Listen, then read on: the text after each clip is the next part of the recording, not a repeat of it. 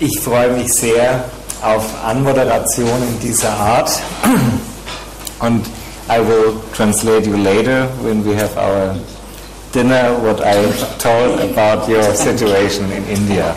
Okay? Ja, ein Sommer in Orange oder um mit Irwins Worten Indien zu beginnen. Stichworte, die uns in Verbindung bringen mit zwei Neurowissenschaftlern, die jetzt zum zweiten Mal hier in Regensburg sind. Das letzte Mal, wer war denn schon dabei gewesen vor 3 Jahren von Ihnen? Oder 5? Zeit verfliegt, 5 Jahre sind schon mittlerweile. Ja, die Stadt, aus der Herr Sanjay Phadke und seine Frau Leena kommen, ist in Deutschland wohl bekannt. Pune hatte einen besonderen Zauber in den 70er Jahren.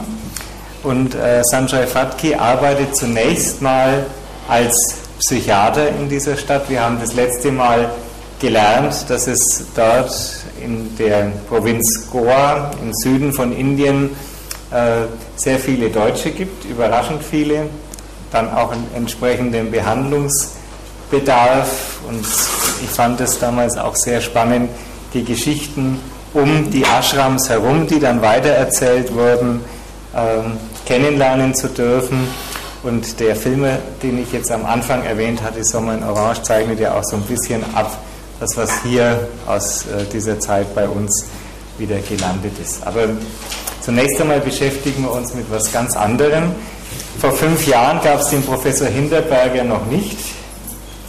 Jetzt kann ich ihn sehr leicht vorstellen. Er ist nämlich sowas wie der Professor Hinterberger in Regensburg für die Kollegen in Pune. Er beschäftigt sich mit dem Instrument der Herzratenvariabilitätsmessung und natürlich ist der Forschungsschwerpunkt das Yoga, wo ich auch durch unsere hochgeschätzte Moni Lai lernen durfte über die Jahre, dass Yoga ganz viel Verschiedenes sein kann und die Körpertherapietechniken, die wir so in den letzten Jahren zunehmend für unsere Formen der Psychotherapie entdecken konnten, integrieren konnten, sehr viel Ähnlichkeit haben mit dem, was in Indien phänomenologisch gemacht wird mit den Patienten oder wie die Patienten sich entwickeln.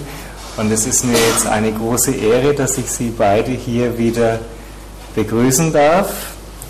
Und wir freuen uns auf einen Vortrag, jetzt kommt der dritte ins Spiel, freundlicherweise wieder von Reinhard Bögle, einem der Protagonisten der bayerischen Yoga-Szene, kann man sicher sagen, aus München online übersetzt werden wird. Und Gott sei Dank sind wir alle ruhend im Hier und Jetzt und werden diese Zweisprachigkeit in den nächsten 1,5 Stunden sicher gut integrieren können. Freuen Sie sich auf unseren gemeinsamen Abend.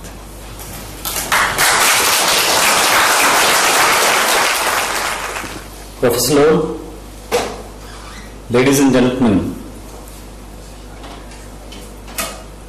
some places and some people linger in your memories.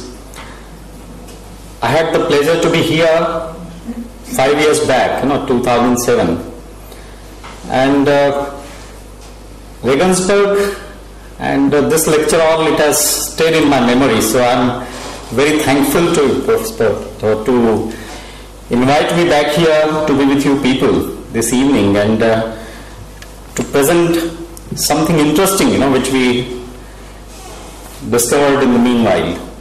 Professor Hinterberger, meine Damen und Herren, 2007 hatten wir das Vergnügen, hier zu sein und heute ist es wieder ein großes Vergnügen. Danke an Herrn Professor Löw für die Einladung, Ihnen einige neuere Entwicklungen seit dieser Zeit heute vorzustellen.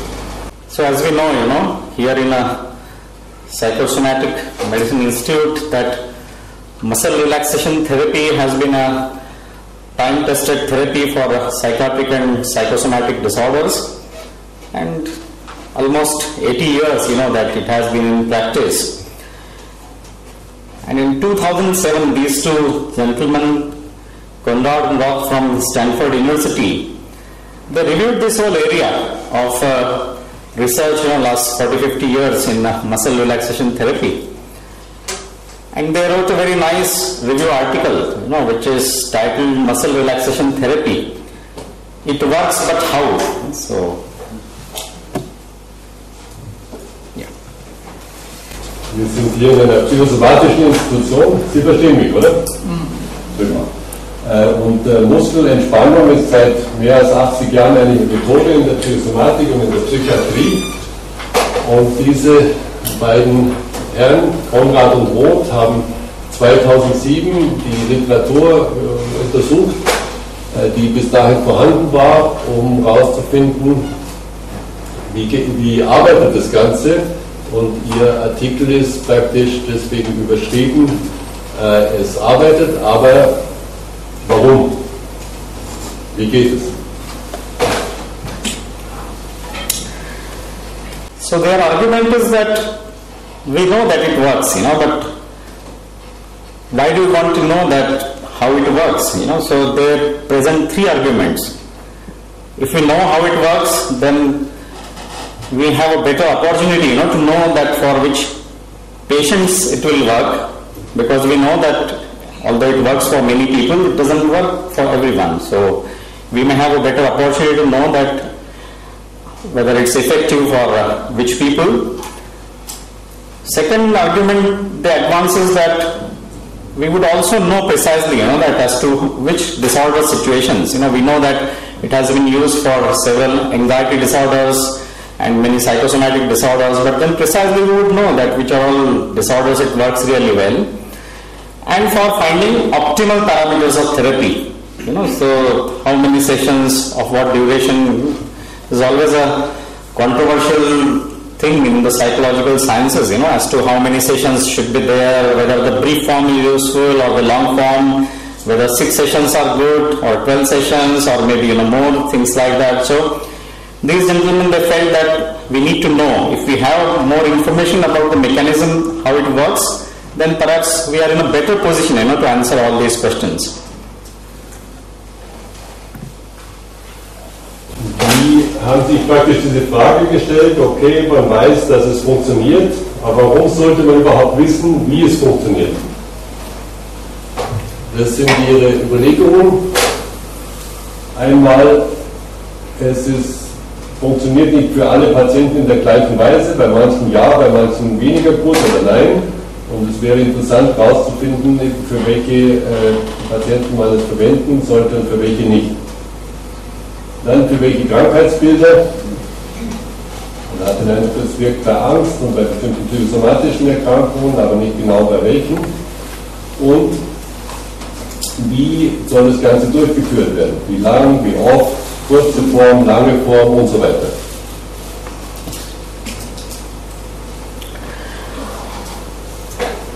If you look at the entire research about this whole domain, that people investigated certain parameters. First one is a surface EMG, the electrical recording of the muscles. So whether the muscles are tensed up in these people, anxiety disorder people, psychosomatic disorder people, and whether they are relaxed by this technique. And they also looked at some autonomic parameters like heart rate, respiratory rate, skin conductance, surface temperature.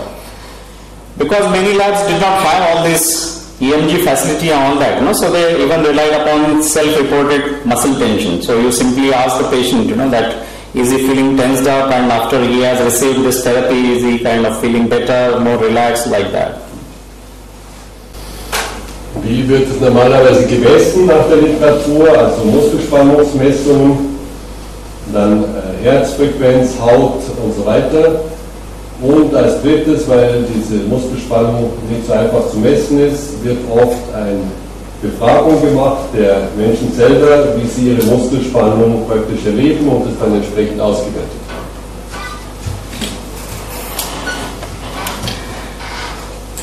So they make this conclusion, at the end of this review.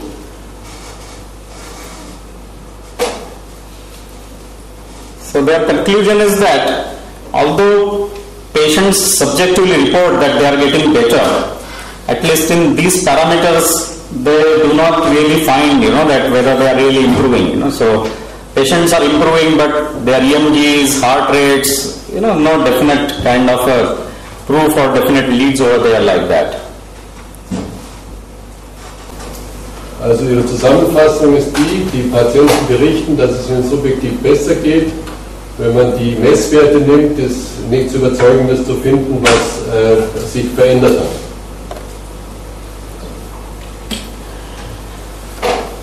So they recommend is that what we need is better design studies to identify the mechanism responsible for making this improvement in muscle relaxation therapy and to advance the clinical practice. So they essentially make this recommendation.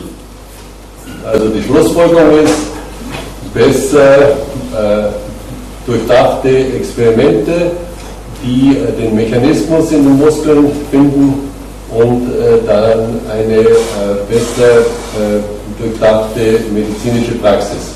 So the simple common sense question, that comes to anyone's mind, this therapy has been around for 80 years, that do we need a paradigm change beyond the muscle hypothesis? Because this whole theory is based that people are tensed up, so they are relaxed by the relaxation and that's how they get better.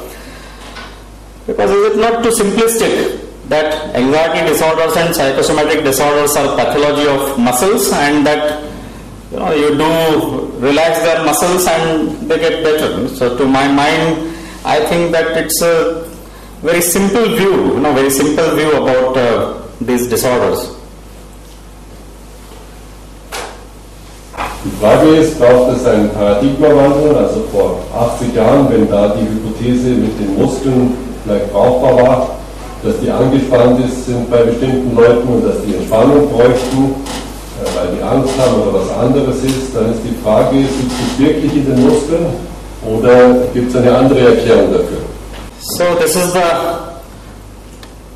question, as Americans would call as the $1 million question, that do we need fresh thing to find some alternative explanation, that how does relaxation therapy work? So that is the question which we try to discuss this evening. Das ist, wie die Amerikaner sagen würden, die $1 Million Frage. Braucht es irgendeine neue Gedanken, die eine alternative Erklärung zur Muskelhypothese bieten? Und mit der Frage wollen wir uns heute Abend mit Ihnen beschäftigen. Okay. Now let us shift gears, from the muscle relaxation therapy to another domain in which Mr. Bögle specializes in yoga. Yoga interestingly shares, many similarities with the muscle relaxation. So there is a muscular action in both. Technically the isometric type, so you are not, really moving the joints much, but you are kind of stretching the muscles in the place where they are.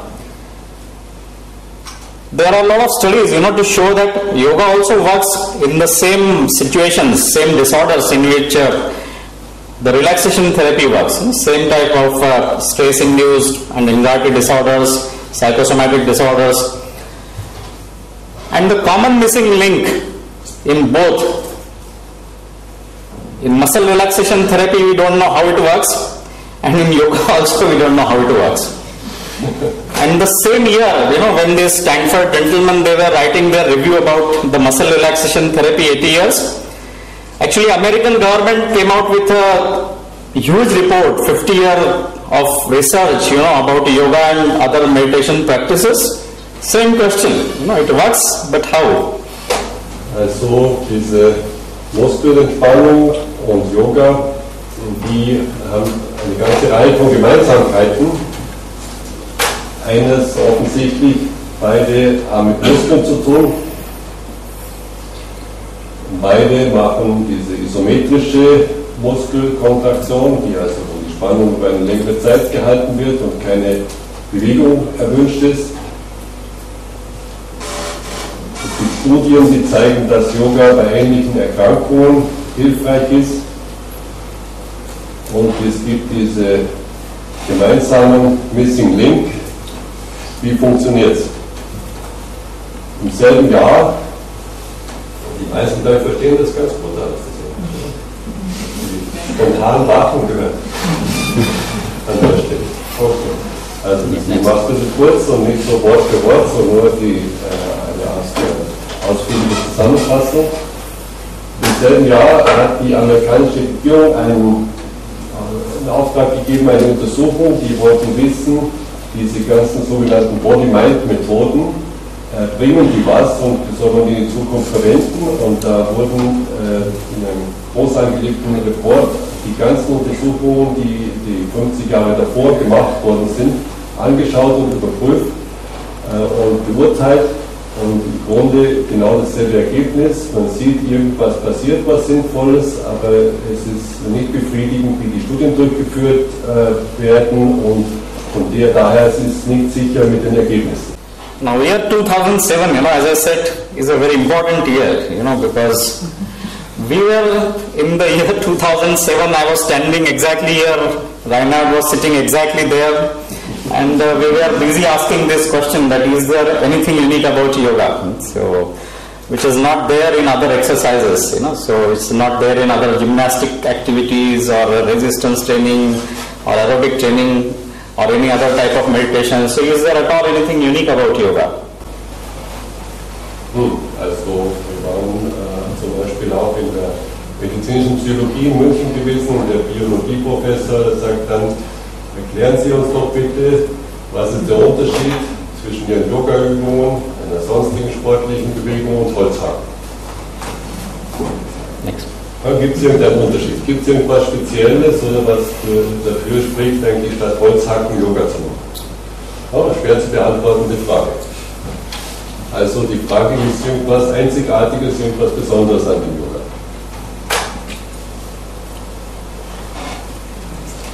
So we went back home, we did some thinking and in fact we did a lot of thinking, 3 years we kept thinking.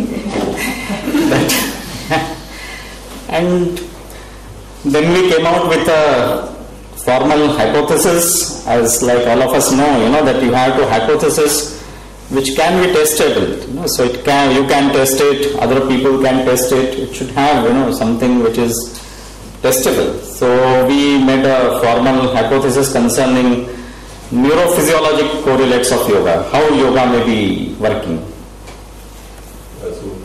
Wir haben dann nachgedacht und auch hier sehen Sie noch Professor Bafsa, er ist ein Sanskritist, der sich in Yoga, eine traditionelle Yoga-Ausbildung in Indien hat, der sich in die indische Medizin sehr eingearbeitet hat, weil er am College die Texte den Studenten in Sanskrit erklären musste und der dann später sich in die Physik eingearbeitet hat, soweit, dass sogar die Physikprofessoren ihn zum Professor ernannt haben. Also ein Hintergrund in der wissenschaftlichen Denken und dann haben wir eben nachgedacht, was könnte man für Experimente anlegen und wie könnte das Ganze verstanden werden. And our hypothesis said that there are two most important ingredients in yoga. First one is about that yoga is about habit suppression and new learning.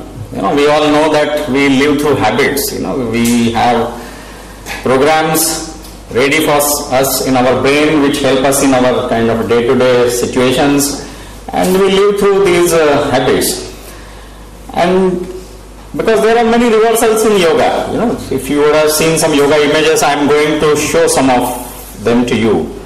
Yoga people seem to be doing things exactly the opposite way. So if I want to kind of stand up like that on my feet, Reinhard wants to stand on his head. So yoga people always seem to be doing things the reverse way. So we looked into it, we thought that maybe it's a mechanism, basically one of the important mechanisms through which yoga is trying to work is through a habit suppression, so that new learning could be promoted. Yoga hat ein paar wesentliche Bestandteile. Einer der Bestandteile ist eine Musterunterbrechung, also die Ermöglichung von neuem Verhalten. Und wenn man Yoga von außen anschaut, sieht man das sofort. Normalerweise jemand, der nicht Yoga macht, wie Dr. Bögle, der steht auf seinen Beinen und Yoga-Leute bevorzugen, am Kopf zu stehen. Also in einer umgekehrten Weise, und umgekehrt ist es nicht einfach so ein locker dahin gesagter Ausdruck, sondern die, die sich auskennen, wissen wahrscheinlich, dass es das sogenannte Reverse Engineering gibt, also wo Ingenieursprozesse in absoluter Reihenfolge, umgekehrten Reihenfolge durchdacht werden, also es ist eine Art komplexe Vorgehensweise, die hier beschrieben ist. And second part of this hypothesis is that for this purpose, the selective attention is a tool. So when a person is practicing yoga, he is making use of a selective attention, and then the purpose is that from a selective attention, we know there are two attention systems. One is a selective attention, you are focusing on something, and second one is a more broad type of awareness. So you are not really focusing on something, but you are just aware, about yourself, about the surroundings like that. So what has been in literature called as a default state or a self-active state.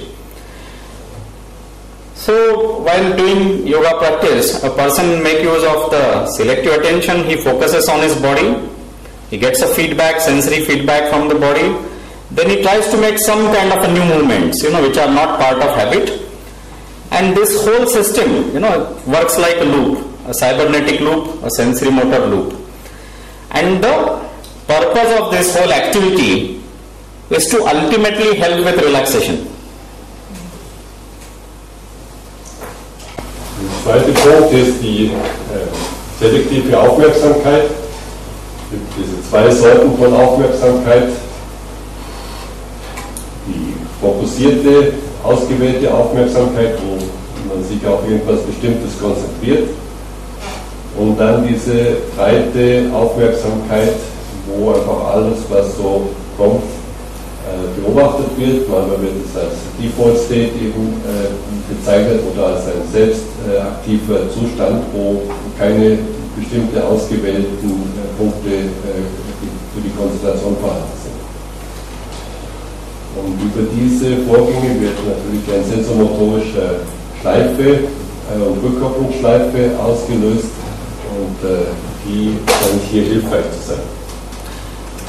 Through these actions, through working on the attention process and through working on the new learning process, effectively our body is a biorhythmic architecture. Our body has a biorhythm which is kind of working 24 hours, with variations in it, and through this it modulates, this biorhythmic activity. Also wir haben die Aufmerksamkeit, das neue Lernen, und im Hintergrund natürlich ist eine biorhythmische Architektur, die 24 Stunden abläuft, Tag, wach, und diese ganzen Veränderungen, die da drin sind, und die entsprechenden Modulationen. This is the image, perhaps you may all recognize, is the image of a human homunculus. This is how we are represented in the brain. Externally we look like this, but the sensory area and the motor area in the brain, this is how it is represented. Also wichtig ist, sich auch das nochmal ins Bewusstsein zu rufen, was Sie wahrscheinlich alle kennen, dass im Gehirn wir anders repräsentiert sind, als wir äußerlich ausschauen. Das ist das Bild, die Hände ganz groß, große Lippen, dünne Arme, dünne Beine, das Rumpf ist sehr wenig vorhanden, und das ist in diesen sensorischen und motorischen Arealen, so sind wir da repräsentiert. Next. So, the sensory strip and the motor strip in the brain, and representation of these various areas there, and our contention is that the action is in the brain. The reason to show this photograph is that the action is not in the muscle. The action is in the brain, in the sensory strip, and it's in the motor strip. Der Grund, warum wir Ihnen dieses Bild zeigen, ist, nach unserer Auffassung ist die Aktion nicht in den Muskeln, sondern in diesen sensorischen und motorischen Arealen im Gehirn.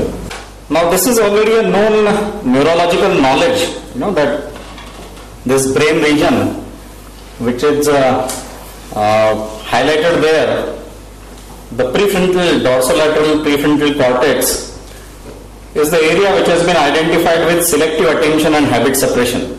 It's already a standard neurology knowledge that when this area is active, what it does is that it can stop something which is ongoing, it can allow some new traffic to come in, and this is also the area which has been associated with selective attention.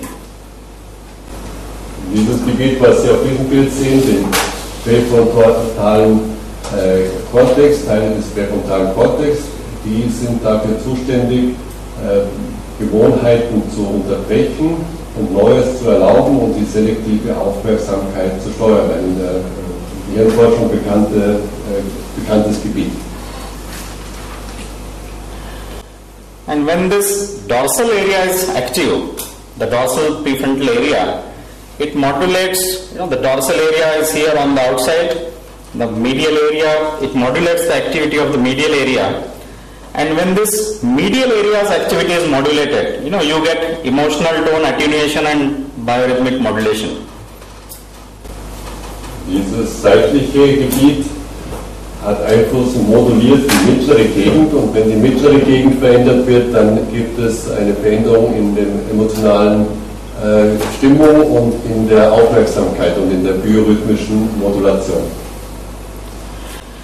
Emotional tone attenuation, it's a kind of a jargon, someone who is not familiar. It means that if you are in the midst of a strong emotion, for example, you are experiencing strong anxiety, and if the dorsal cortex gets active, you are somehow able to selectively make attention, do some different learning, then automatically your high emotional state goes down. So there is some kind of inverse relationship. Either you are very attentive or you are in a kind of a high emotional state. The moment you are able to focus, the emotional state kind of goes down. I am sure it must be the experience of many of us. When we are in a strong emotional state, we can't really focus, and if we manage to focus, then the emotional stage kind of settles down. Um das noch ein bisschen zu erklären, diesen emotionalen Tonus, also angenommen jemand ist in einer starken Angstzustand, dann ist er in der Mitte der Angst, und wenn jetzt die selektive Aufmerksamkeit was auswählen kann, was ändert es, dann gibt es eine Veränderung dieses Angstzustands und die Angst wird geringer. Bei Ärger könnte man es genauso sehen, jemand hat eine große Wut und eine große Verärgerung und kann sich auf was Ausgewähltes Neues konzentrieren, dann verändert sich dieser starke Ärger. So effectively we said that although yoga externally may look like a very taxing physical activity, in physiological reality it is actually a relaxation. And this is a kind of a thinking which we consolidated, put it over there 2010. Also unsere Grundbeobachtung ist, obwohl es so aussieht, wie wenn die Yoga-Übungen was körperlich und psychisch Anstrengendes sind, ist es physiologisch gesehen Entspannung. Und das ist jetzt die Zusammenfassung dieses Artikels, der in dieser Zeitschrift, die Sie gesehen haben, im Zusammenhang mit der Frau Dr. Leiter entstanden ist, und der eben das, was gesagt worden ist, dann nochmal überblickt. Also die Umkehrung, die Grundidee ist, im Alltag praktisch ständig sind die Hände und Füße in Bewegung. Was ist die Umkehrung? Die Hände und Füße werden mal für 1-2 Minuten in Ruhe gehalten. Ja, das ist die Idee der Umkehrung von dieser alltäglichen Prozesse. Und die Idee im Yoga ist, dass diese Prozesse, wenn sie in Ruhe gehalten werden,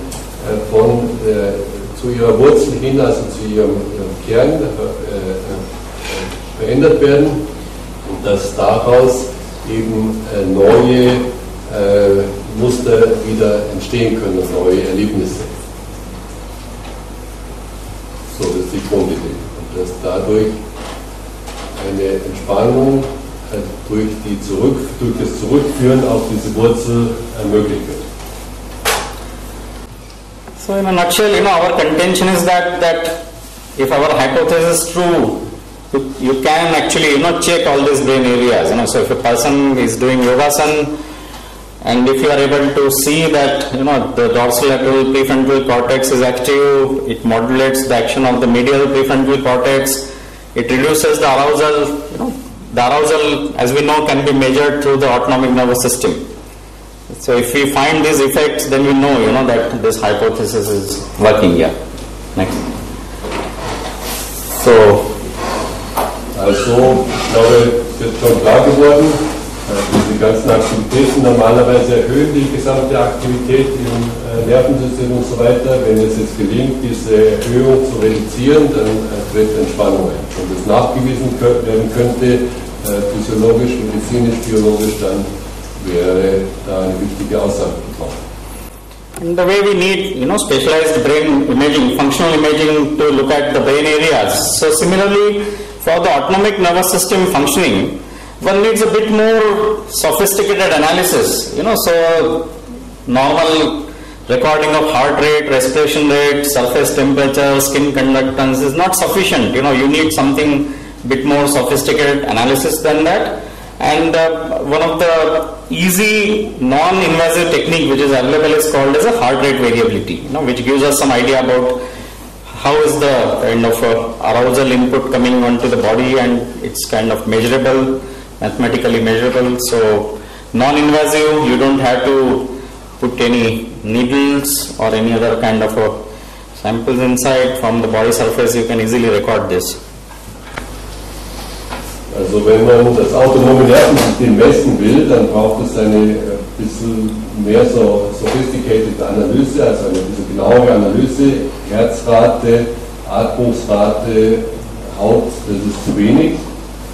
Und was zur Verfügung steht, ist diese Herzratenvariabilität, eine Technik, wo man nicht Blut abzapfen muss oder irgendwie in den Körper einbringen, sondern das von außen durch Auflegen von Elektroden gemessen werden kann und dann entsprechend durch mathematische Programme ausgerechnet.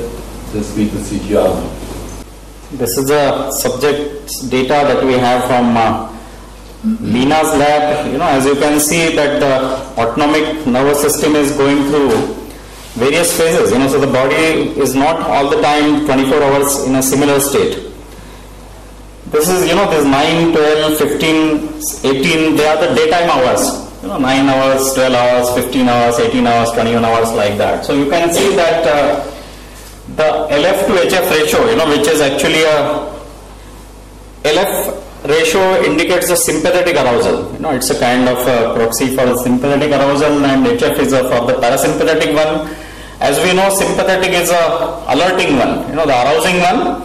It's like an accelerator. You press it, the car moves faster.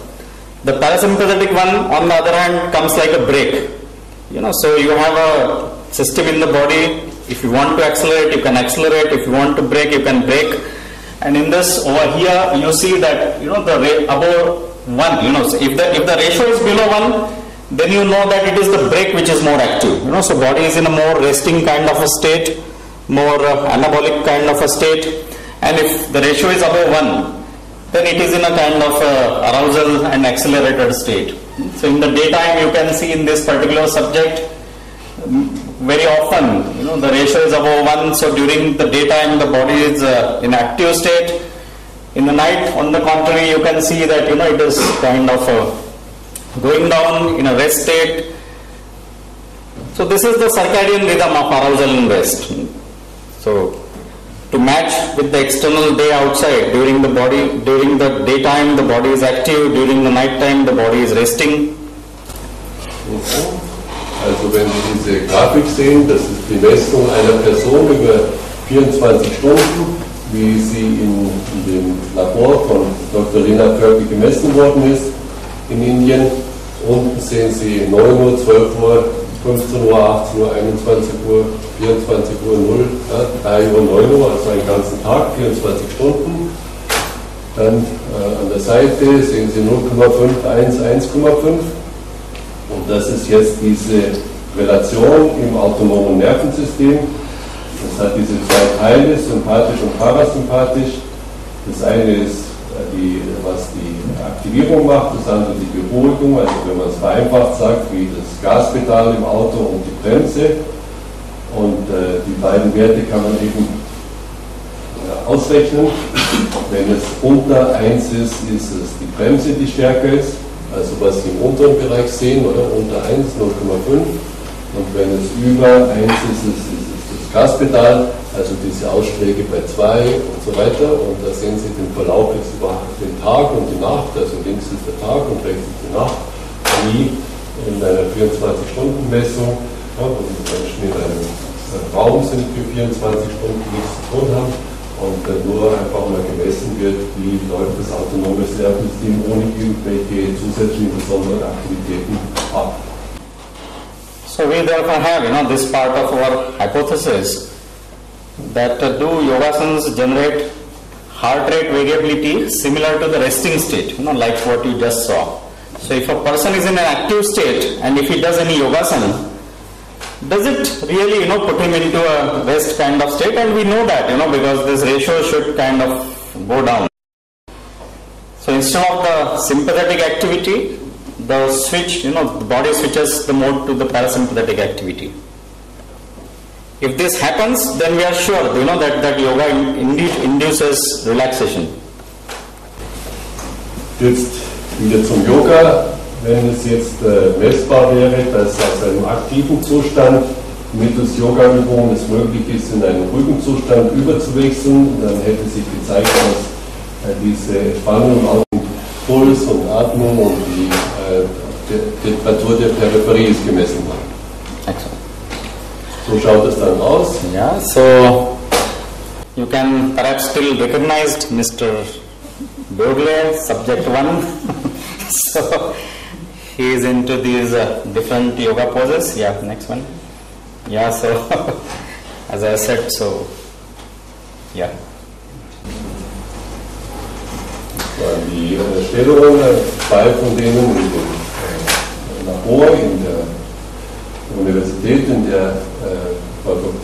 Bögle als Physiologin arbeitet, forscht und ausbildet. Now I put this slide, for you to appreciate that how this parameter in a short term. I showed you a 24-hour recording. The FFT stands for a mathematical technique called fast Fourier transform. If you do a fast Fourier transform of the heart rate variability, the upper one, the first one is at rest. This is how actually it looks like. So when you are resting, how this graph looks like, and the graph below is during a mental arithmetic. So anything which is physically or mentally taxing, a little bit of physical activity or mental activity, and you can immediately see, the arousal goes up. This is a general rule, standard rule in the literature. So you are at a resting state. The moment you do some activity, whether physical activity or mental activity, the graph, suddenly you have to press the accelerator. So the graph goes up here in this low frequency zone. Das zeigt jetzt die Daten nach einer aufwendigen Berechnung mit dieser Fourier-Transformation. Ja, dieselben Daten im Grunde ähnlich wie wir sie vorher in 24-Stunden-Bild gesehen haben, nur eine weitere Berechnung darauf angelegt. Und im oberen Bild sehen Sie den Ruhezustand einer durchschnittlichen Person. Und im unteren Bild sehen Sie dieselbe Person bei einer einfachen Rechenaufgabe und entsprechend die Aktivierungen, die sind hauptsächlich in diesem linken Bereich, oder? Da sieht man deutlich die Veränderung. Und solche Veränderungen, das ist jetzt Standard in der Literatur, bei jeder kleineren körperlichen und psychischen Aktivität entstehen solche Veränderungen. So when he made the first asana, and we made this recording, it was on the anticipated lines, that if you start doing yogasana, it's a physically hectic activity, so we saw this kind of arousal. Same thing was with second one also. When you move on to a third one, and recently on television, you would have seen the pictures of a sun lab. The moment of discovery of Higgs boson. So in our lab, we had the moment of a discovery of this. I'll show you next. So this is Mr. Bögle's baseline. We expected, this graph to go real up, and can you, sir, for the benefit of all of us, show what Virabhadrasana is? Das wird dann ungefähr so, oder? 5 Minuten. Something very demanding activity. But the moment Leena pressed the analysis button, we were in for a surprise. Instead of going up, the whole graph, almost the low frequency, the arousal all disappeared. And we saw something which you normally see in deep sleep, stage 4 sleep. This is the FFT, HRV FFT of deep sleep. We have it on these 15 other people. We did 24-hour recording. When they are in deep sleep, they have a HRV pattern like this. So here this gentleman, doing something like that for 5 minutes, holding up like this. So his body is very active, externally very active, but he is in a very interesting state, physiologically very interesting state, that the inside system is completely sleeping. Sanjay gesagt, es war für ihn ein bisschen so, wie plötzlich durch die Presse ging die Entdeckung dieses Higgs boson, was Sie vielleicht, dieses Teilchen, was Sie vielleicht gelesen haben, also etwas ganz Besonderes, dass nämlich die ersten Asanas ähnlich, was man erwartet hat, eine Erhöhung der Aktivität, wie wir es in den vorigen Bildern gesehen haben, gezeigt haben, und dann plötzlich ein Asana, wo man es nicht erwarten würde, weil es so von außen wie aufwendig und anstrengend ausschaut, psychisch und körperlich, zeigt dieses Bild. Also oben sehen Sie das Bild in der normalen Ruhephase und unten sehen Sie das Bild im Asana. Und das Interessante ist eben, dass da links diese Zacken, viele dieser Zacken verschwinden, und statt dass man erhöhte Aktivität sieht, sieht man verringerte Aktivität. Und das weiß man aus den 24-Stunden-Messungen, dass der Zustand im Schlafstadium 4 ist, also Tiefschlaf. Und jetzt ist das Überraschende eben oder Interessante. Es schaut aus wie eine psychische und physische Aktivität von außen, und innen physiologisch ist es wie Tiefschlaf. And as usual, we had a lot of skeptics with us. So someone said maybe there is something wrong with the machine. Maybe Reinhard managed to pull out some magical trick. So people suggested that you do it again, Reinhard. You come back again tomorrow, we again do it tomorrow. Also wie immer gab es Skeptiker, die dann gesagt haben, irgendwas muss falsch gelaufen sein, mit der Maschine war das verkehrt, oder diese Versuchsperson hat irgendeinen besonderen Trick da angewendet, dass es da einmal geklappt hat, und das wurde wiederholt.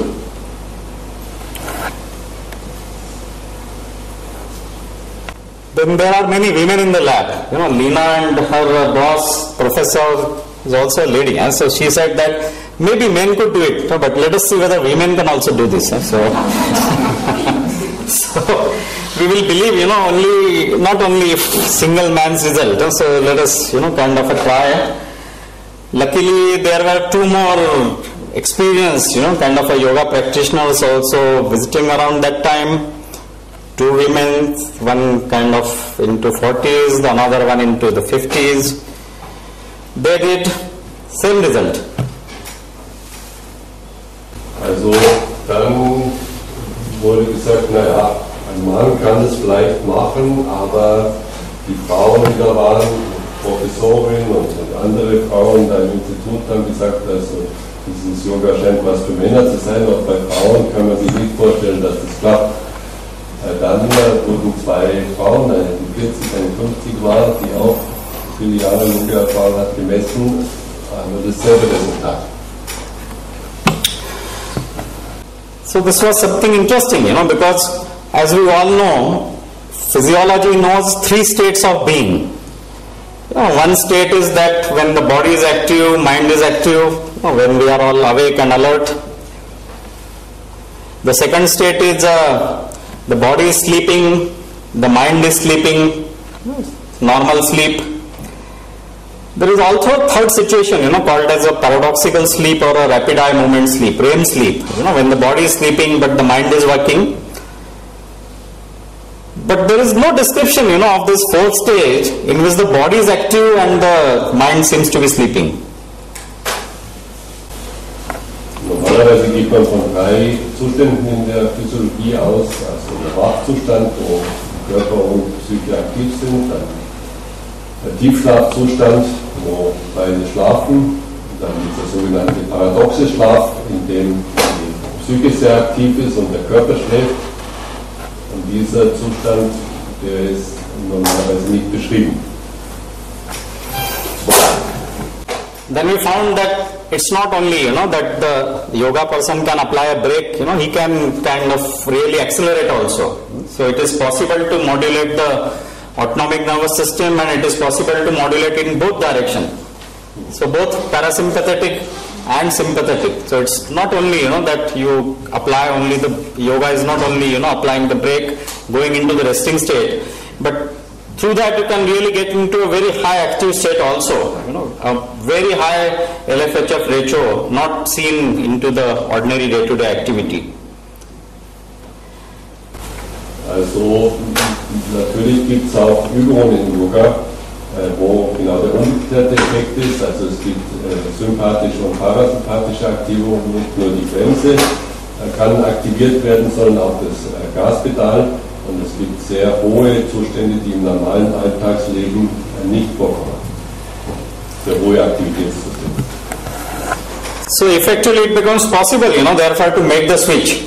So if you are very active, you can get into a relaxed state. If you are in a very relaxed state, you can get in a very active state. So you can kind of change the physiological state at will. Also es ist möglich, diese Prozesse zu gestalten und da einen willkürlichen Einfluss auszuüben auf diese Prozesse. Very interestingly, in these people as well as other people, we saw that when they are just about, normally relaxing, so-called default state, they are just kind of lying down. There could be a lot of arousal there, because maybe a lot of thoughts are crossing the mind. So a person seemed to be otherwise be relaxing, nicely lying down, relaxing, may not at a physiological level be at all relaxed. In fact, at a physiological level, he may be in a very highly aroused state. And that's why we know, that why perhaps the relaxation therapy doesn't work in kind of many people. When they try to do relaxation, they actually get perhaps even more arousal. Also das weiß man, dass eben nicht bei allen Menschen die Entspannung funktioniert. Wir sehen das sehr deutlich bei den Kindern. Wenn man die nur bittet, sich auf eine Matte zu legen und nichts zu tun, dann ist ein Aktivitätsniveau vorhanden, oder das viel höher ist wie vorher. Und das ist auch bei Erwachsenen öfters so, oder? Sie kommen in einen Zustand, wo es eigentlich nichts zu tun gibt und sie sich entspannen könnten und die Entspannung erhöht sich, oder? Das ist in der Psychosomatik ja sehr bekannt. Und das ist bei vielen Leuten zu messen, dass die normale Hinlegen, nichts tun, entspannen nicht unbedingt dazu führt, dass Entspannung tatsächlich eintritt. So relaxation also therefore looks like it's something a very active state which you have to do. So whether activity or relaxation, it doesn't happen automatically. You have to kind of actively do that. Also Entspannung ist eine Art aktiver Zustand, wo die Entspannung erzeugt werden müsste.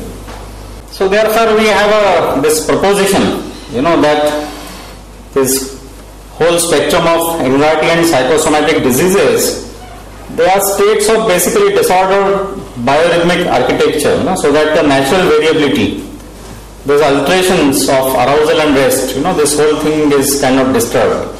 So anxiety disorder perhaps means that person remains stuck in that state. All of us know that anxiety is also normal emotion. Then what is the difference between a person who has a normal anxiety and an anxiety disorder? Maybe the anxiety disorder person is all the time stuck in that state, so that he can't come back, at will or through any other situation, can't come back in a rest state like that. So that is our proposition. And the second is that yoga and PMR both work to make the switch So you have to switch, from that state to another state so that the natural rhythm, the natural variability is restored. Zwei wichtige Punkte, die jetzt unsere weiteren Überlegungen sind. Das ist diese biorhythmische Architektur, die bei einer Reihe von Erkrankungen gestört ist. Wenn man sich bei Angst vorstellt, es wirkt so, als würde die Angst wie hängen bleiben im Zustand und keine weitere Entwicklung nötig stattfinden. Und sowohl die Muskelrelaxation als auch Yoga könnten dazu helfen, dass dieser Schalter sozusagen gefunden wird, der nötig ist, um diesen hängen bleibenden Zustand weiterzuentwickeln. Angst ist ja eine normale menschliche Emotion, die auch sehr brauchbar sein kann. Das Problem scheint zu sein, dass wenn die hängen bleibt, dass die im Dauerangstzustand dann hängen bleibt. We also find, that there is some support to such a kind of proposition in the literature. Glass and Mackay, they wrote this famous book, From Chaos to Chaos, the rhythm of life. So, wherein first time they described that being continuously in one state is not healthy. In fact, health means variation. Variation through different kinds of states. And once that variation is disturbed, it is a disease state. Of course, they work more from the cardiology viewpoint. But then there are some of these recent studies. There is a Netherlands study which is on more on depression, but they also try to look at the anxiety disorder and this Hoffman and Kemp study. So more recent studies. These studies were not specifically designed to look at the question that we have today in mind, but they indeed showed some indication that yes, that the heart rate variability is disturbed in the anxiety disorders and these couple of other people. So some kind of evidence now seem to be generating even in this literature, although it's not in the form of a coherent hypothesis or in the form of a coherent theory. But the evidence is beginning to emerge, that what may perhaps be happening in these anxiety disorders and what actually the relaxation or yoga may be doing. Wenn man in die Literatur schaut, dann gibt es jetzt nicht direkt dazu Literatur, aber es gibt auch einige Hinweise darauf, dass dieser Zusammenhang so besteht, wie wir ihn beschrieben haben. Das erste, was angegeben wurde, ist jetzt dieses Glass und Mackay, also wo über die Rhythmusforschung berichtet wird, aus der kardiologischen Sicht, wo diese These vertreten worden ist, dass jetzt die Variation eigentlich den gesunden Zustand ausmacht und ein gesunder Zustand nicht ein andauernd gleicher Zustand ist. Das zweite ist sind diese aus der niederländischen Studie aus der psychosomatischen Medizin, die jetzt mit Depression und auch Angststörungen das untersucht haben und festgestellt haben, dass es da in dieser Herzvariabilitätsrate diese Veränderungen gibt. Also es schaut so aus, dass es allmählich Evidenz aufzutauchen scheint für diese Überlegungen. So we therefore try to work, on these three dimensions. First one is a kind of a biomechanics, because yoga involves movements. Second is the pilot data that I showed you from the autonomic nervous system, so the mind-body link and the biorhythm of activity and rest. And of course the brain mechanisms, responsible for generating these rhythms through the neuroimaging tools. We found that unfortunately we did not have the right kind of instrumentation or the tools readily available as standard equipment.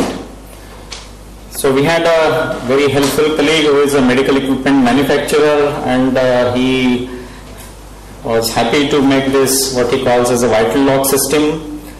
Vital log system records ECG for the heart rate variability. It also records the core body temperature. It also records the pulse and oxygen saturation, and very interestingly it records the lateralized breathing, because the lateralized breathing is an external indicator that which half of the brain is dominantly working at that point of time. So we recently have availability of this vital lock system. Another major problem with yoga was that, if you are doing physical activity, the muscular action, you are not really sure whether the person is doing it the right way or not. And the same problem persists even with progressive muscular relaxation as a therapy. You are kind of administering the therapy to the individual. You are really not sure, whether the person is exactly working on your instructions or not. So we developed this scale, which is like a neurological examination and which allows you, to look at a person's muscular tension. So these are some of the outcomes of this whole activity which are there, and we believe that they could be useful tools for evaluating the progressive muscular relaxation as well. Also wir sehen 3 Dimensionen der Yoga-Forschung. Das erste ist natürlich die Biomechanik. Wir haben es mit Knochen und Muskeln und Umgang damit zu tun, sportmedizinische Überlegungen. Dann das zweite ist das autonome Nervensystem, die 24-Stunden-Rhythmus, Aktivierung, passive Zustände und natürlich als drittes dann die entsprechenden Hirnmechanismen. Die Standardmessgeräte haben wir gedacht, müssen ein bisschen weiterentwickelt werden. Glücklicherweise hat sich ein Hersteller von medizinischen Geräten gefunden, der dieses Vital Lock System für uns gemacht hat, was EKG misst, wie wir es gesehen haben, für diese Herzvariavilität, dann aber auch die Kerntemperatur, nicht nur die periphere Temperatur und natürlich die Yoga-Idee, diese alte Frage, die Yoga immer gestellt hat, war hier mit einem Yoga-Fachmann aus Indien in der medizinischen Physiologie vor 30 Jahren, hat er gesagt, warum gibt es 2 Nasenlöcher? 2 Ohren ist klar, 2 Augen ist verstanden. Erklären Sie mir bitte, warum gibt es 2 Nasenlöcher? Heute weiß man aus der Forschung, aus der Gehirnforschung, dass es mit diesem Wechsel im autonomen Nervensystem und den Hirnhälften zu tun hat und dass die Luftdurchstrom durch die Nasenlöcher diese Schwankungen im Gehirn praktisch als externer Indikator zeigt. Also waren wir daran interessiert, diese Atemluft messen zu können, und mit diesem neuen Gerät jetzt kann man die Prozentanteil, wie viel Luft durch das rechte und wie viel durch das linke Nasenloch während dieser Messungen geht, messen. Und dann, was in der Literatur auf jeden Fall gefehlt hat, ist noch eine Messung, einfache Messung für die Muskelspannung.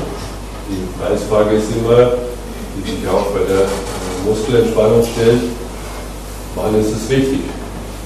Die Aktion durchführen, oder wie kann man messen, oder wie können auch die, die es durchführen, selber feststellen, ob sie die Aktion richtig machen. Und da haben wir diese nach dem Starnberger See benannte Starnberger, weil es dort entwickelt worden ist, Starnberger Muskelmessskala entwickelt als neue Instrumente. Yeah, because for the research purpose, need some kind of clear documentation, and we hope that this scale will help us, to write a yogasana in the form of a notation, the way a music score is written out. So you can actually write, the muscle chart for each yogasana, so that it could objectively be verified, whenever these kind of experiments are done. Also die Idee ist, es müsste eine klare Anleitung geben für die Durchführung und eine klare Messung, also so eine Art wie Noten in der Musik, eine Art Muskelnoten, die aufgeschrieben sind, die dann die einzelnen Asanas beschreiben. So we try to build this bridge between relaxation and yoga. We believe that they are at the level of this mechanism, in the brain, they are one and the same. So they appear to different things. They perhaps work through very similar kind of mechanisms. They perhaps, provide very similar kind of effect onto the body. And once we know the one, that hope is that we are able to transform that whole technology. We started working, as I said, with 1 tower. So our idea 5 years back was to start working, because of this question that we had in our mind about yoga. We started working with yoga. And in the course of time, we realized that there is a easier therapeutic technique in the form of relaxation, progressive muscular relaxation, which has also been around for a long time. And interestingly, in both fields, people have the same questions. So you find answers to one, you also have a hope to find answers for the other one.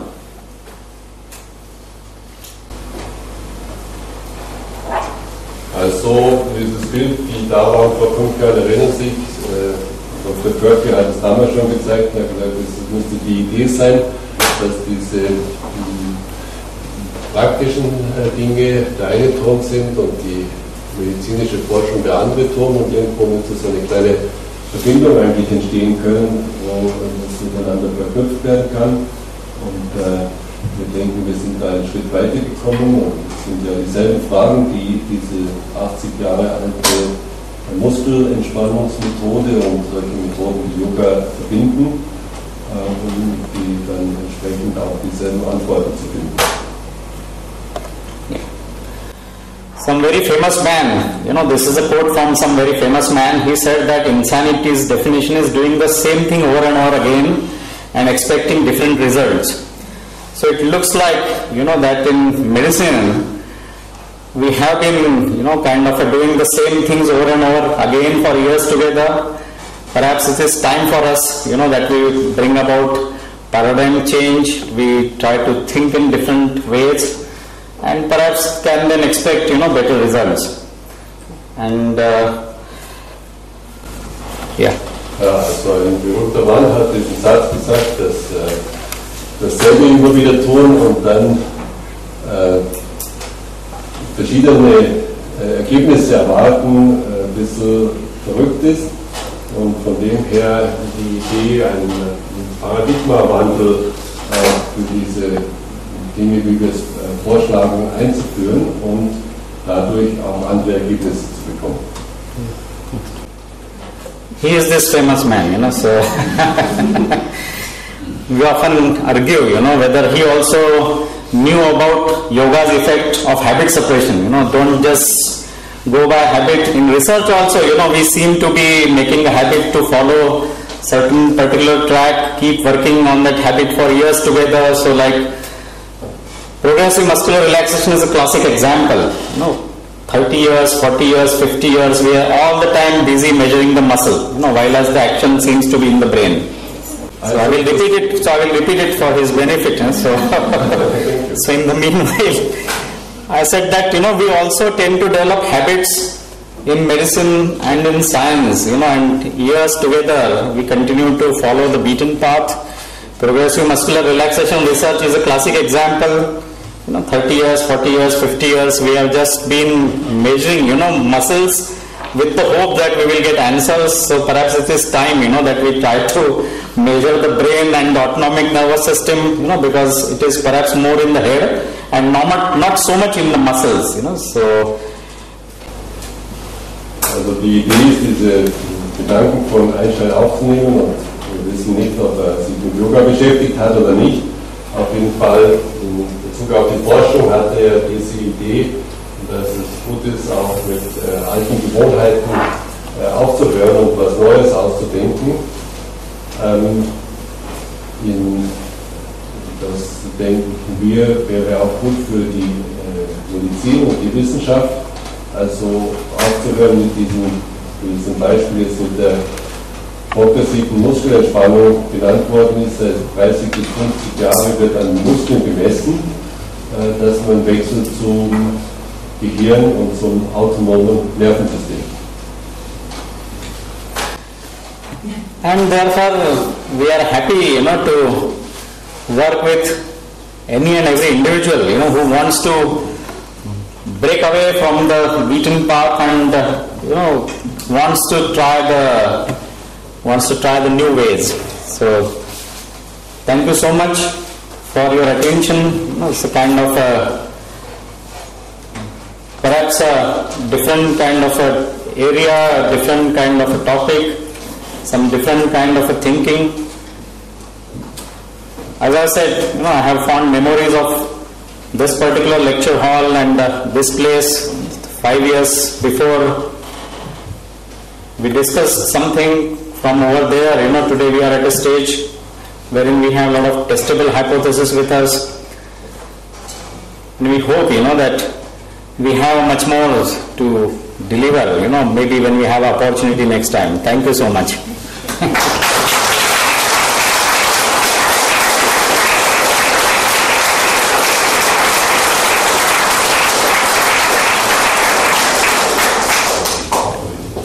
Yeah. Some time for discussion now. Yes, so maybe Fragen in Deutsch, die ich gerne übersetze, oder direkt auf Englisch? Ja, bitte. Wenn ich wieder bei der Asana 1 das Gehirn eine Entspannung zeigt, müsste man da nicht mit Shavasana anfangen? Das überrascht mich.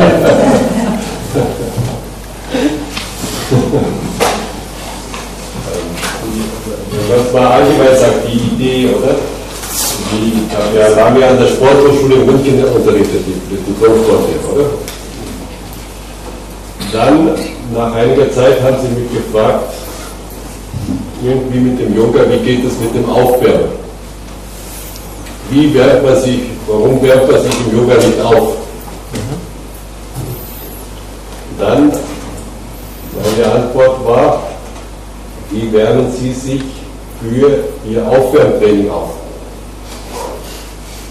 Da wird oft durch die Turnhalle gelaufen oder sonst irgendwas.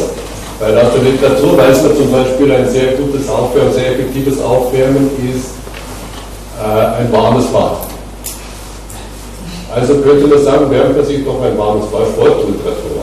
Man wärmt sich durch ein warmes Bad auf, oder? Dann macht man seinen Sport in der Turnhalle, hat seine Blasen oder was auch immer, was dann als Negativeffekte entsteht. Okay. Dann haben die verstanden, okay, wir fangen an mit Tadasana, also normales Stehen, oder als eine Art leichtes Aufwärmtraining. Und dann kommt sowas, wie wir im Bild gesehen haben, diese, was wir Hundestellung nennen, als ein leichtes Aufwärmtraining.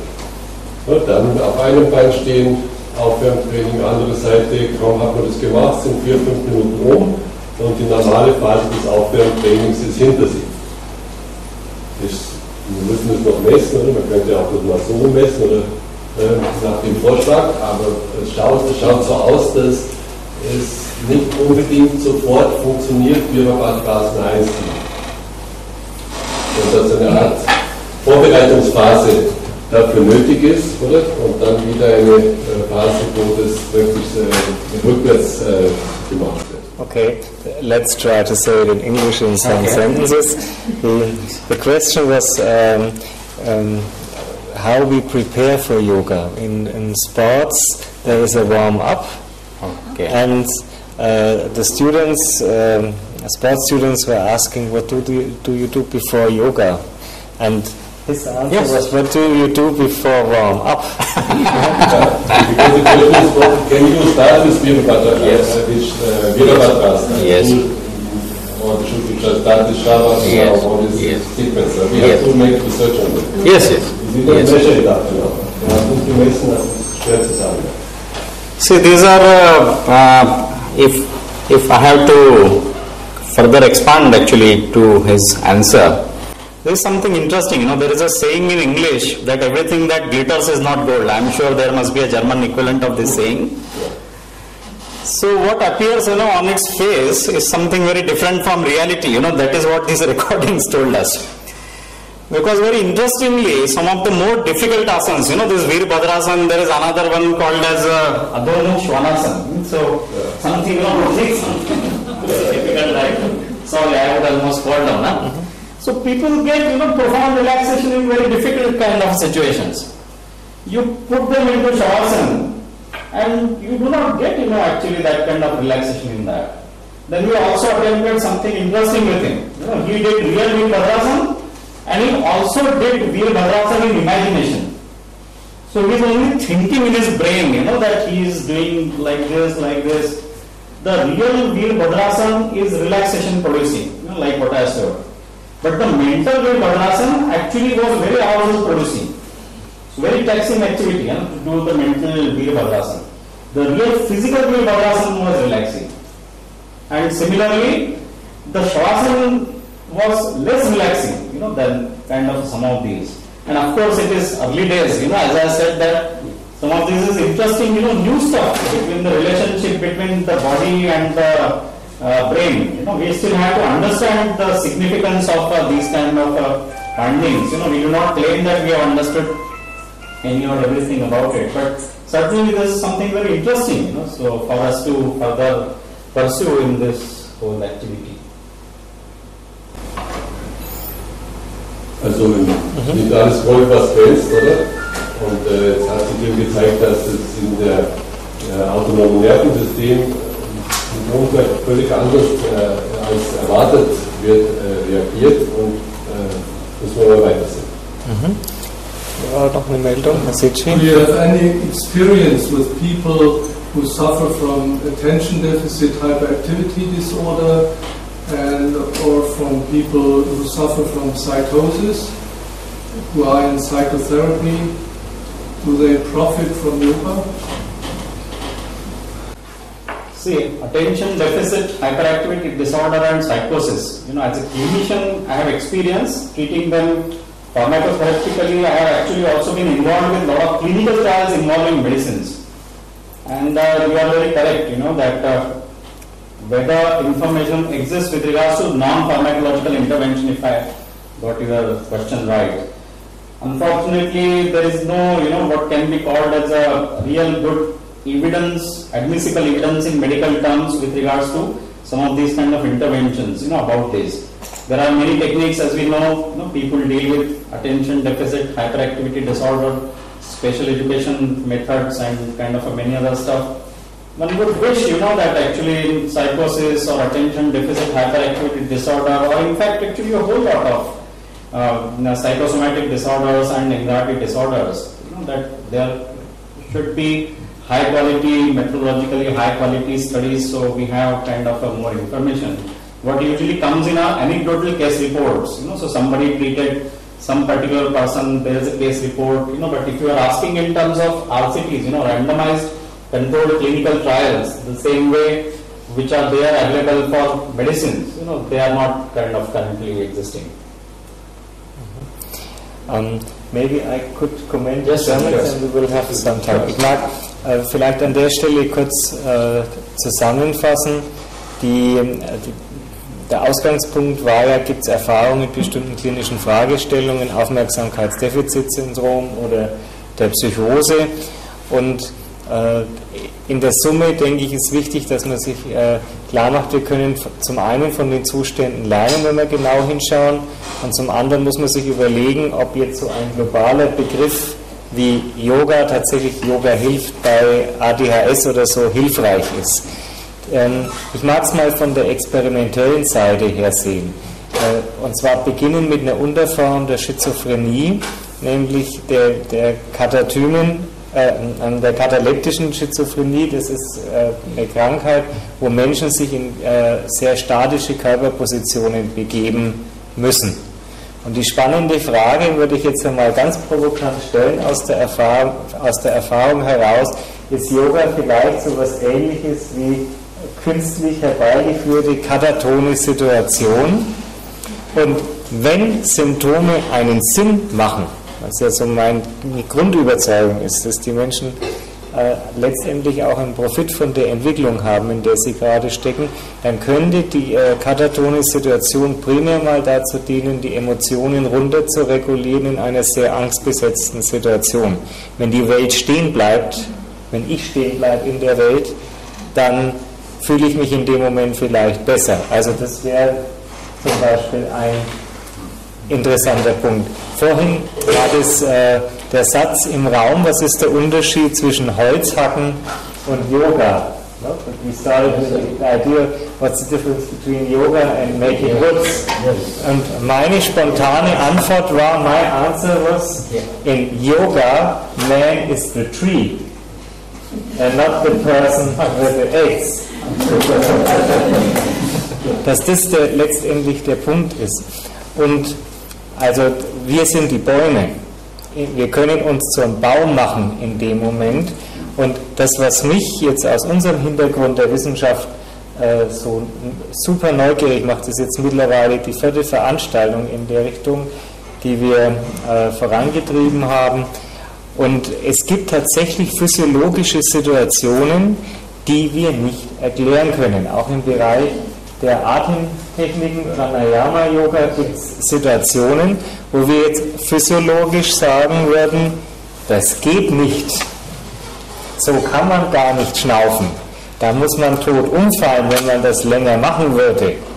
Aber die Menschen machen es länger und sie fallen nicht tot um. Der Mensch also sich nicht immer als Lehrbuch. Genau. Also das, denke ich, ist ein ganz wichtiger Punkt, wo man sich dann auf der anderen Seite auch klar machen muss, es kriegt nicht jeder hin.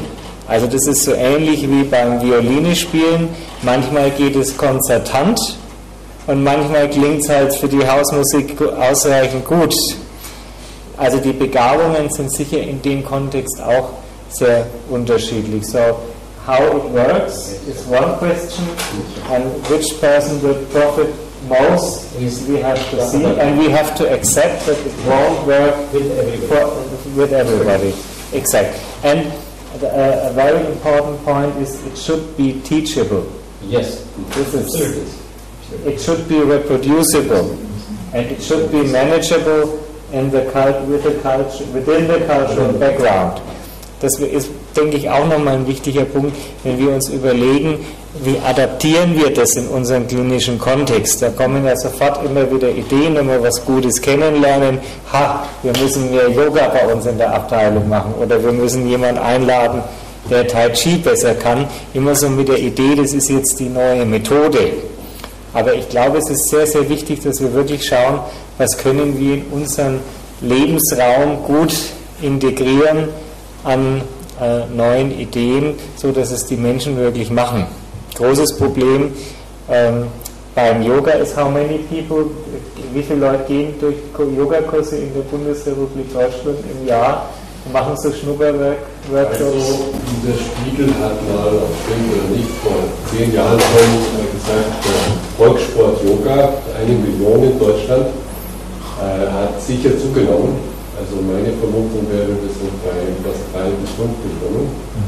Ja, also es ist schon eine ganze Zahl dahinter, von Leuten, die Yoga machen. Und dann ist die Frage vom Schnuppern zum Dranbleiben. Wie viel bleiben wirklich dran? Das müssen wir auch versuchen. Wie viel sind organisiert in Ihrer Gesellschaft? Bei uns, wir sind ja kleine Mini-Geschichte. Wir haben vielleicht mal 150 Lehrer, die unterrichten vielleicht alle 100 bis 200 Leute die Woche. Ja, so. Also im Prinzip muss man genau hinschauen, es wird weit verbreitet, viele nehmen es auf, wie viel betreiben es wirklich. Und was wir jetzt aus einer anderen Perspektive heraus auch lernen dürfen, so im Rahmen der Begutachtung zum Beispiel, da sehen wir ja Hunderte von Patienten im Jahr, dass wir vor 5, 6 Jahren ganz selten mal gehört haben, dass jemand gesagt hat, ich habe Yoga probiert. Herr Sechi, und jetzt taucht es immer wieder mal in den Geschichten auf. Also wir merken, da kommt was an, was sich dann auch durch sich selbst letztendlich trägt, also durch die Veränderungen, die die Menschen an sich spüren. Ja, gibt es noch? Difficulty with any intervention research, also if I have to expand on that, is that there are 2 aspects. One is outcome research, as all of us know, that you take some people, you give them some intervention, see whether they are improving or not. But in order to do actually that outcome research, there is a second type of research called as process research. I am sure as psychology, psychiatry, psychosomatic thing, we are all very familiar with this. there is not, unfortunately, enough process research available in yoga. And the questions, therefore, what he said that how do we ensure, that every time the yoga which is being given is the same. In every major street, there is a yoga teacher, and every yoga teacher claims his yoga to be genuine. If you have hundreds of styles of yoga, at the end of the day, you do not know, that what yoga is kind of happening. So you can't compare like that. Second problem is that there are no proper biomarkers up till now. So that's why this heart rate variability we are trying to look at as an important biomarker. Because if you are trying to research with any such method, along with the subjective improvement, you also need, kind of a certain biomarkers which will tell you that how this particular system is kind of working. So while on one hand, some of these biomarkers, they try to help us understand the mechanism by which this particular method would be working. On the other hand, they could become actually markers, to be applied into this outcome research. So you take people, you assess them clinically. In addition, you also do these kind of objective evaluations. So you combine the subjective and the objective, and then you follow, whether it kind of really works. And the scale or standardization of instruction, something big work actually. Big foundation work really requires to be done in this domain. And these were exactly the issues which were highlighted even in that American report. I will be very happy to forward you a kind of electronic copy. It's a big report. It has reviewed 50 years of literature, about various medical, psychological conditions. All literature available, more than 800 articles, about various intervention studies carried out on various groups. So that's why we are trying to, not really build a building. We are busy at the moment trying to kind of do very foundation work, so a lot more people can build building on that. We can start at the moment. Would you propose to do HRV under clinical conditions if we do yoga in the clinic? Yes, because since we have that, can we show him the machine? Yes, because up till now, because the operators require people to be in the laboratory. Now, fortunately, we have it's a prototype, but it is possible to even further miniaturize it. It's a portable equipment which allows to make recording any place. In this place, sitting here in the chair, it's possible to do the recording. This is the ECG, then CO2, temperature and respiration, bilateral respiration. You can use it with this. So it is kind of a very lightweight. It goes with a laptop, so you can see on the screen when the recording is happening. You can store it on the laptop. You can do an analysis or something which actually makes now this thing much more. Directly control if a patient profits from yoga through this. Sorry? You can directly control if your patient profits from yoga. Yes, it is possible. It is possible to see that. Many who don't profit, but see that. Yes. You have not two the same and the same and the same again. Speak with Einstein. Ja, bitte. Ja, zur Kontrolle habe ich auch eine Frage. Gibt es eine Kohortenstudie mit demselben Patientenkollektiv, wobei eine Patientengruppe ganz bewusst Yoga betreibt und die andere nur in dieser Stellung verharrt, aber sich nicht bewusst ist, dass sie jetzt Yoga macht? Weil ich kann den Sonnengruß, wie er hier vorgeführt worden ist, auch machen. Und mache aber nicht Yoga, bin meine bewusstes Yoga mache. Ich mag 5 Minuten zum Sonnengruß hinstellen. Hat es dann bei mir dieselben Auswirkungen aufs Gehirn wie in der Yoga-Gruppe? Deswegen ist es halt zu wissen. Sehr clevere Frage, hatte ich mir auch schon gestellt. So, about randomized control study, the control group would be not expertized yogi, but a normal person doing the salute of sun. So will we see the same results?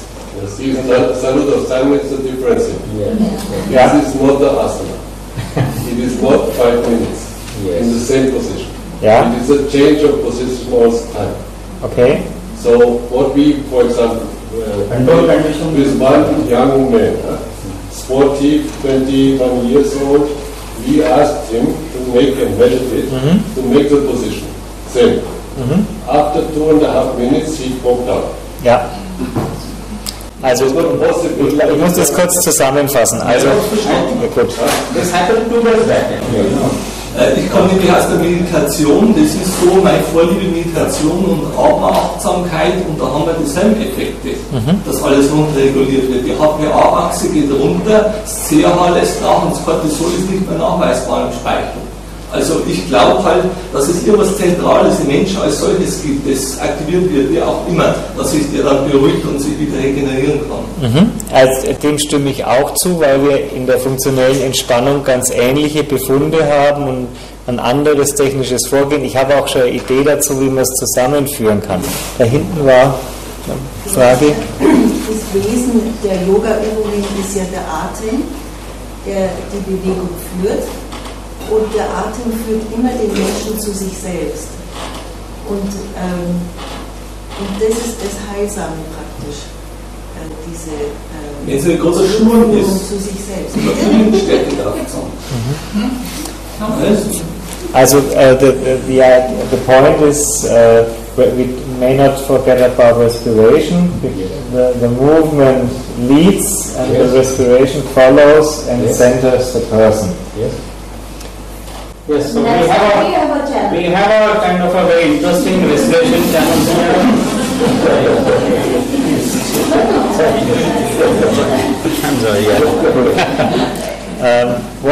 What's about specialists knowing yoga, having experience, and we are in the randomized control field, not doing the movements, but only sitting and thinking about the movements. Would we have also effects or not?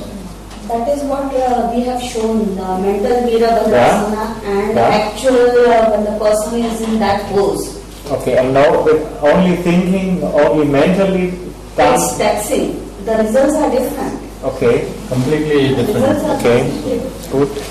See, this time, just a moment, let me completely kind of complete this one. But therefore there is also a suggestion, that instead of the parallel group randomized kind of designs, what one should possibly look into these type of research is what is called as a training effect. So that you are making use of the person as his own control. You start him before the intervention. Say for example, let us forget yoga. Let us take progressive muscular relaxation. You take a measurement before you are administering the treatment, and then you make kind of as the person trains on that, then you try to again follow the same parameters, whether there is any change in those parameters. The obvious benefit with this is that the person acts as kind of his own control, because some of these situations, the way randomized control trials are performed with medicines may not exactly be possible. There may not exactly be a placebo available over here which may map with that, because any kind of activity, it has its own implication in terms of some of these markers. So one of the ideas which is suggested is this, the follow the individual, training effect, rather than a kind of comparing the groups, like that. So, I think this method is one way to the target. Perhaps there are very, very many ways to the target. One target, many ways. Ich denke, ein wichtiger Punkt ist schon, den wir uns klar machen müssen an der Stelle, wir sind ja auch tief in der Meditationsforschung hier drin in Regensburg, ist tatsächlich, dass dieser Punkt, es passiert im Gehirn und nicht im Körper, ein Teil des Aspekts ist. Aber die Befunde, dass die reine Mentalisierung der Übung das nicht beeinflusst, ist auch was wir sehr ernst nehmen müssen. Also wir brauchen den Baum dazu, sozusagen. Also wir brauchen den Körper in der Aktivierung, aber was wir sehr wohl auch sehen, ist, dass die Form der Bewegung, ob wir jetzt im chinesischen Raum schauen oder ob wir in unserem mitteleuropäischen schauen mit der funktionellen Entspannung oder in Indien, dass die Bewegungen an sich manchmal identisch sind, die Muster, die wir nutzen, auch der Bezug zur Atmung und manchmal sehr weit auseinander gehen. Und ich glaube, wir müssen nicht mehr über Rechtfertigungsforschung sprechen. Also diese Riesenaktion der Amerikaner, die Befunde aus 50 Jahren zusammenzutragen, die zeigen sehr klar, dass es einen klinischen Nutzen gibt. Und ich würde so weit gehen, wenn ich jemanden habe, der Diabetes entwickelt zum Beispiel im Jahr 2012 und der mich fragt, was kann ich denn noch machen, außer Diäten und gucken, dass ich mich im Rhythmus halte, da gibt es ja klare Antwort, machen Sie Yoga. Wenn ich mir die Daten anschaue aus den USA, dann ist das absolut indiziert in der Situation.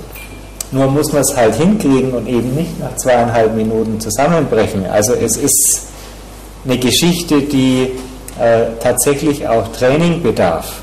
Und dann kann man sich überlegen, wie das funktioniert, aber klinische Evidenz in der Situation ist da. Prävention beim Herzinfarkt ist dieselbe Evidenzstufe und dieselbe Effektivität wie bei den Herzsportgruppen. Und wahrscheinlich hat jemand, der Herzsportgruppen macht plus Yoga, noch einen größeren Benefit in der Situation. Also das sind Punkte, über die wir nicht mehr diskutieren müssen, aber wir müssen auch sehen, dass es viele Menschen gibt, die das halt nicht schaffen, das in ihrem Alltag zu integrieren und das dann tatsächlich auch zu Hause auf der Matte zu üben, anzuwenden, eine Viertelstunde am Tag. I will make you happy. Wait a moment. Wie viele von Ihnen betreiben denn wirklich, Hand aufs Herz, regelmäßig Yoga, wenigstens 15 Minuten, 5-mal in der Woche? Deutliches Handzeichen. No? Also wir haben jetzt in der Gruppe hier about 20% doing regularly Yoga. Und Sie wären jetzt für unsere Forschungen hier, weil wir haben ja dasselbe Labor hier in Regensburg, ganz interessante Opfer, weil wenn wir weiterkommen wollen mit unseren randomisierten Studien, dann brauchen wir jetzt nicht mehr die Experten, weil die reine Methode, da ist ja die Wirksamkeit belegt, sondern wir brauchen die Anwender. Wir brauchen diejenigen, die sagen, jawohl, ich traue mich und der Professor Hinterberger darf mich da mal kräftig verkabeln und dann messen wir mal nach. Ja.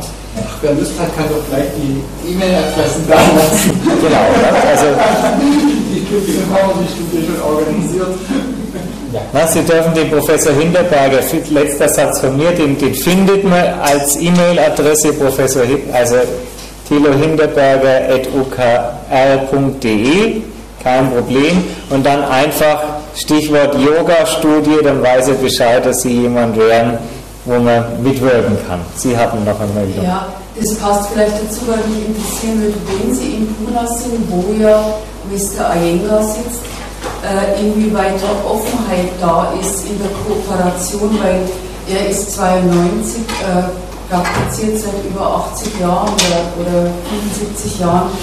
Ist da ein Boden da für Zusammenarbeit oder eher noch Stillstand? In Pune, there is Mr. Iyengar, you know him, yeah, and she was asking whether there is a collaboration with Mr. Iyengar and the institute, your institute. This is a very difficult question. Yes, I have had the pleasure to meet Mr. Iyengar, but my collaboration is with this gentleman. Because I tell you, there is a certain kind of a practical, whenever you talk of a collaboration, there is a requirement, called as a common language. A common language means something which I can understand and he can understand, and two of us can agree, to kind of proceed further. There are, of course, medical colleagues in India and people who do yoga. But my collaboration with him kind of got further, because perhaps we are able to develop that common language between us over a period of time. So, common language is very necessary, for furthering that science and we understand each other. Yeah, but we can also say he is positive and he supports the research. He supports. Yeah? He was asked and he is positive and supports the research. Ja, wir nähern uns langsam der 9 Uhr Marke. Wir müssen die Zeit nicht unbedingt voll machen. Sie haben jetzt 2 Stunden referiert, unsere Gäste, in einer für Sie doch nicht Muttersprache hier, in einer fremden Umgebung, und ich denke, wir machen jetzt einmal einen Schlussstrich an der Stelle. You did a big job for the last 2 hours. Thank you very much for traveling here, for enjoying us with your findings, and let us live with you this collaboration and further research, and let's see what we can connect here with our local researchers. And now we have a lot of collaborators. Also wir nehmen Sie sehr ernst an der Stelle. Ne? Sie können für sich was tun, Sie können was über sich erfahren, wenn Sie an unseren multiparametrischen Messmaschinen hängen, und Sie können für das Yoga an sich ein bisschen was erreichen. Also einen schönen Abend, vielen Dank.